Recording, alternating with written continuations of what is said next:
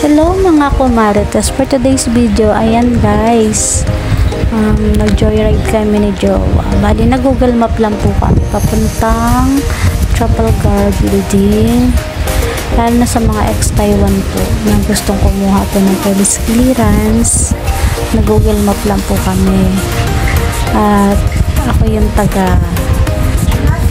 taga-search ng daan kung saan yung way na pupuntahan namin. Bali, joyride na rin po guys at bonding na rin po namin mag-asawa. So ayan guys, nakarating na nga po kami sa Trafalgar Building dito sa Meko, under po siya ng Meko, at dito po magre-request po yung mga, lalo na po yung mga ex-Taiwan na matagal na po, tapos mga gustong mag-apply po sa ibang bansa ulit na nangangailangan po ng police clearance from Taiwan.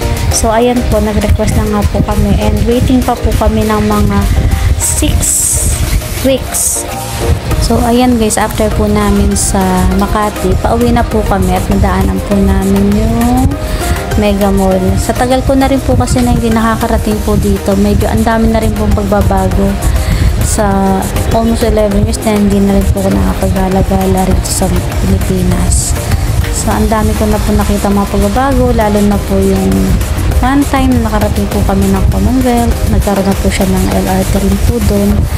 Bali, nakakaano lang po sa tagal na panahon na hindi ko po nakita yung mga lugar, nakakapanibago po. Saya na bali, papunta na po kami at pauwi na po kami ng Antipolo. Ayan po guys, bali nakipagsiksikan pa kami sa daan na to na hindi po dapat namin dadaanan, pero may lusutan naman po siya sa unahan. At ayan, nakita pa namin yung sa EDSA po, sa EDSA Shrine. Then ayan, joyride talaga, as in nakaka-enjoy po yung pag-rides. Syempre keep safe din po. Mabagal lang naman po yung paandar po namin, hindi naman po kami masyadong mabilis.